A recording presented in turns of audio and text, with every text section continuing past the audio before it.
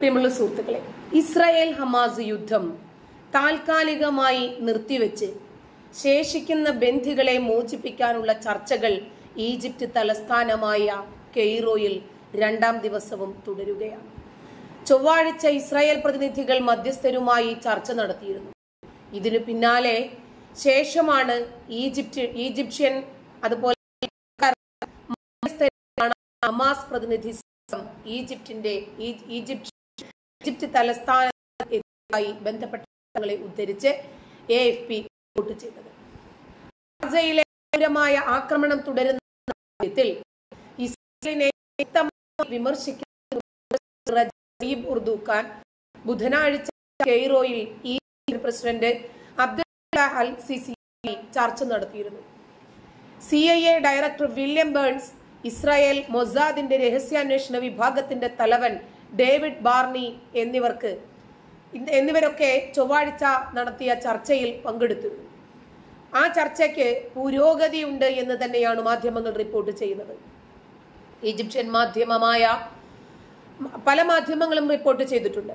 കാരണം യുദ്ധം അവസാനിച്ചേ തീരൂ, ചർച്ചകൾ ശരിയായ ദിശയിലേക്കാണ് നീങ്ങുന്നത് എന്ന് US നാഷണൽ സെക്യൂരിറ്റി കൗൺസിൽ വക്താവ് ജോൺ കിർബിയും വിശേഷിപ്പിച്ചു. മനുഷ്യനാണ് മരിച്ചുകൊണ്ടിരിക്കുന്നത്, അവർക്കും ഈ ഭൂമിയിൽ ജീവിക്കാൻ അവകാശമുണ്ട്. അതുകൊണ്ട് മനുഷ്യന്മാർ ജീവനും കൊണ്ട് നെട്ടോട്ടമോടുകയാണ്. പിറന്ന നാടും വീടും ഉറ്റവരെയും ഉടയവരെയും ഒക്കെ ഉപേക്ഷിച്ച് മനുഷ്യൻ എവിടെയെങ്കിലും ഒന്ന് ജീവൻ രക്ഷപ്പെടുത്താൻ വേണ്ടിയുള്ള പരക്കം പാച്ചിലാണ്. മനുഷ്യന്റെ ജീവിക്കാനുള്ള അവകാശത്തിനുമേൽ തടയിടാൻ ഒരാളാലും സാധ്യമല്ല എന്ന് പറഞ്ഞു തന്നെയാണ് ചർച്ചകൾ പുരോഗമിക്കുന്നത്. ശരിക്കു പറഞ്ഞാൽ ഹമാസ് ഭീകരരാണ് ഇസ്രായേലിനോട് ഒക്ടോബർ 7-ാം തീയതി അങ്ങോട്ട് കയറി ചൊറിഞ്ഞ് ഈ യുദ്ധം ഇരന്നു വാങ്ങിയത്. അതുകൊണ്ട് യുദ്ധം ചെയ്യാനുണ്ടോ എന്ന് വെല്ലുവിളിച്ചപ്പോൾ ഇസ്രായേൽ രംഗത്തിറങ്ങി, ഞങ്ങൾ ജൂതപ്പടയാണ്, ഞങ്ങൾ യുദ്ധം കണ്ടിപ്പിച്ച വെച്ചവരാണ്, അതുകൊണ്ട് ഞങ്ങളെ യുദ്ധം പറഞ്ഞ് പേടിപ്പിക്കല്ലേ, ഞങ്ങൾ തയ്യാറാണ് എന്ന് പറഞ്ഞപ്പോൾ മാളത്തിൽ ഒളിച്ചതാരാണ്?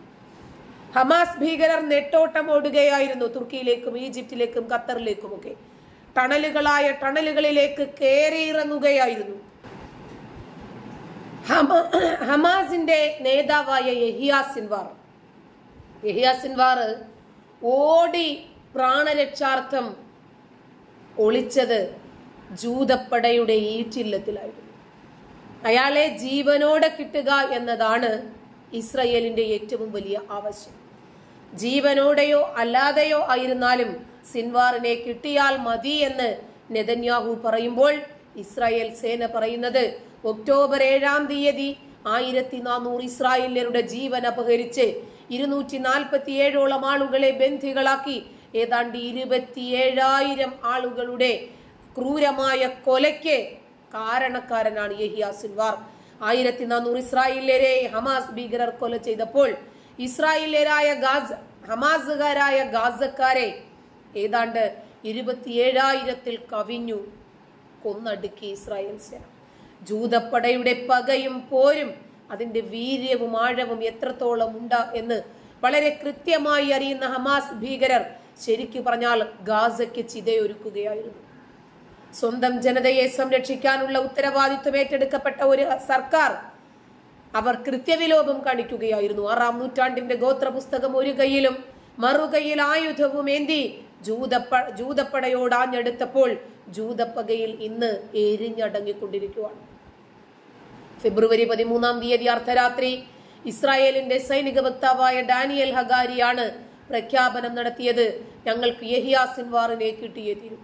യഹിയ സിൻവാർ ഇപ്പോഴുള്ളത് ജൂതപ്പടയുടെ ഈറ്റില്ലത്തിലാണ്. ഒക്ടോബർ 7-ാം തീയതിയുള്ള ആക്രമണത്തിന് പിന്നിലെ സൂത്രധാരനായ യഹിയ സിൻവാർ അദ്ദേഹത്തെ ഒരു കാരണവശാലും വിടില്ല എന്ന് തന്നെയാണ് ഇസ്രായേൽ സേനയുടെ ആരോപണം.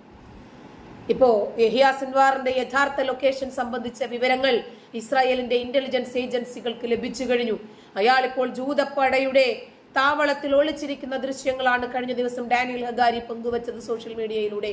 തന്റെ കുടുംബാംഗങ്ങളോടൊപ്പം ഗാസയിലെ തുരങ്കത്തിലൂടെ സിൻവാർ നടന്നു പോകുന്നു എന്ന് പറഞ്ഞ് ഇസ്രായേൽ സേന കഴിഞ്ഞ ദിവസം വീഡിയോ ഫുട്ടേജ് പുറത്തുവിട്ടിട്ടുണ്ടായിരുന്നു. 1 മിനിറ്റ് ദൈർഘ്യമുള്ള വീഡിയോ ക്ലിപ്പിൽ ഒക്ടോബർ 10-ാം തീയതി എടുത്തതാണെന്നും ഗാസ നഗരത്തിലെ ഖാൻ യൂനിസിലെ തുരങ്കത്തിൽ നിന്നുള്ളതാണെന്നുമാണ് ഇസ്രായേൽ അവകാശപ്പെടുന്നത്.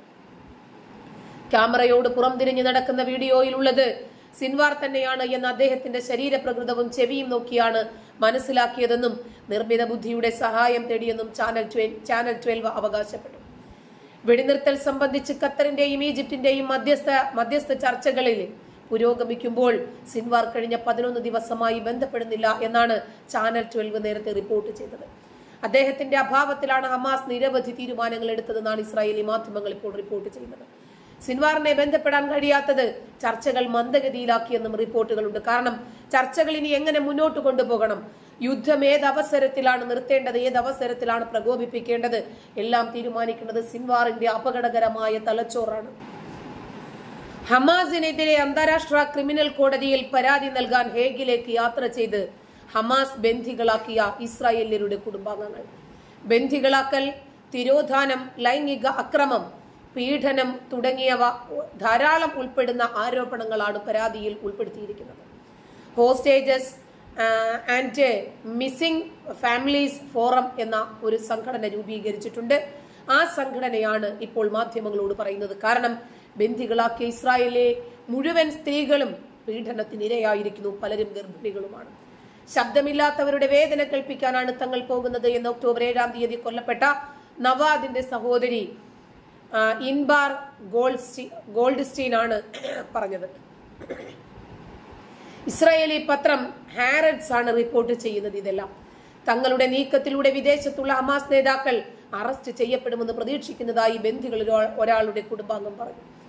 ഹമാസ് നേതാക്കളെ കസ്റ്റഡിയിൽ എടുക്കുമെന്നും അവർക്ക് ഖത്തർ വിട്ടു പോകാൻ സാധിക്കില്ല എന്നും അതിലൂടെ ബന്ധികളെ മോചിപ്പിക്കുവാൻ സമ്മർദ്ദമുണ്ടാകുമെന്നും പ്രതീക്ഷിക്കുന്നതായി ബന്ധികളിൽ ഒരാളായ താൽഹൈമിയുടെ ബന്ധു ഉദി ഗോറൻ പറഞ്ഞു. ഒക്ടോബർ 7-ാം തീയതി ഹമാസിന്റെ പ്രത്യാക്രമണത്തെ തുടർന്ന് ബന്ധികളാക്കിയവരിൽ 130ഓളം പേർ ഇപ്പോഴും ഗാസയിലുണ്ടെന്നാണ് ഇസ്രായേൽ പറയുന്നത്. ആക്രമണത്തിൽ 1140 പേർ കൊല്ലപ്പെട്ടു. 240 പേരെ ഹമാസ് ബന്ധികളാക്കി. പിന്നീട് വെടിനിർത്തൽ ഉടമ്പടിയുടെ ഭാഗമായി നിരവധി പേരെ മോചിപ്പിച്ചു. 1400 പേരെ കൊലപ്പെടുത്തിയെന്നും 247ഓളം ആളുകളെ ബന്ധികളാക്കിയെന്നുമാണ് മറ്റൊരു റിപ്പോർട്ട്. ഇസ്രായേൽ അന്താരാഷ്ട്ര ക്രിമിനൽ കോടതിയുടെ അംഗമല്ലാത്തതുകൊണ്ട് അതിന്റെ പരിധിയിൽ വരില്ല. എന്നാൽ ആക്രമണം കോടതിയുടെ പരിധിയിൽ വരുന്നതാണെന്നാണ് പ്രോസിക്യൂട്ടർ കരീം ഖാൻ അവകാശപ്പെട്ടത്.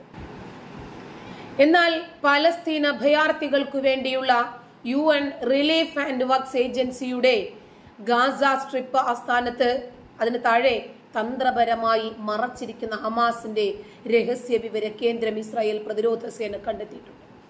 ഹമാസ് പ്രവർത്തകർക്ക് താമസിക്കാനുള്ള ക്വാർട്ടേഴ്സ്, ഇലക്ട്രിക്കൽ റൂം, വ്യാവസായിക ബാറ്ററി പവർ ബാങ്കുകൾ എന്നിവ സജ്ജീകരിച്ചിട്ടുള്ള ഭൂഗർഭ സൗകര്യം കണ്ടെത്തലും വ്യോമാക്രമണവും ഒഴിവാക്കുന്നതിന് സമർത്ഥമായി സ്ഥാപിച്ചിട്ടുണ്ട്.